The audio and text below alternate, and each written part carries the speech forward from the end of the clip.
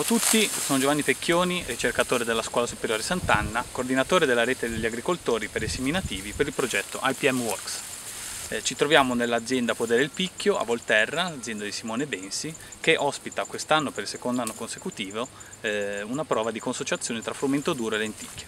Come potete vedere alla mia sinistra abbiamo la lenticchia in coltura pura come controllo, quindi come viene coltivata solitamente. Alla mia destra c'è la lenticchia consociata con il frumento duro. L'anno scorso la semina è stata fatta in due momenti diversi, ossia la lenticchia è stata treseminata a fine inverno tra le file del frumento duro. Quest'anno abbiamo optato per una semina contemporanea di lenticchia e frumento duro nello stesso momento. Cosa ci aspettiamo dalla consociazione? La consociazione è una tecnica in cui possiamo coltivare due o più colture, in questo caso due colture nello stesso momento, nella stessa stagione, avere due produzioni contemporanee e avere una coltura che va a competere con le infestanti per lo spazio e per i nutrienti, quindi utilizzando anche lo spazio dell'interfila, coprendo maggiormente lo spazio, migliorando quindi l'apporto di azoto, soprattutto nei sistemi a basso input, controllando le infestanti e migliorando in generale il controllo dell'erosione e l'aumento di sostanza organica.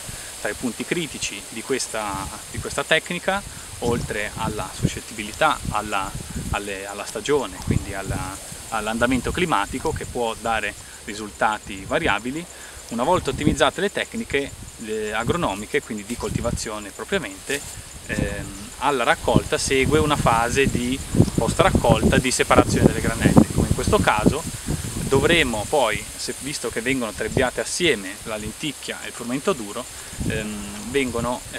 dovranno essere separati post raccolta. Come si vede da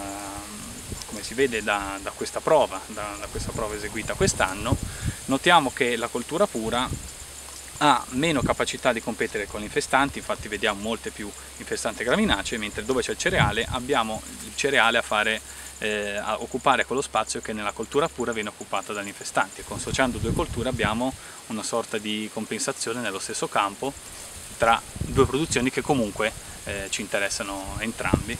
Nel particolare la lenticchia ci interessa di più, essendo un prodotto un po' più difficile da produrre e meglio remunerato. Mandata la semina, è stata una prova di consociazione della lenticchia, quindi è stata seminata successivamente la lenticchia sul grano.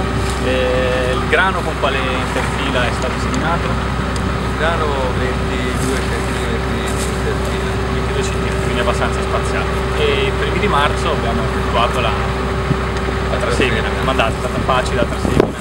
Sì, il terreno era in questa tempera, quindi abbiamo fatto la trasemina e poi buttata sopra senza interrare con la seminatrice, e poi ci siamo passati con l'EPI e con il mischiatore per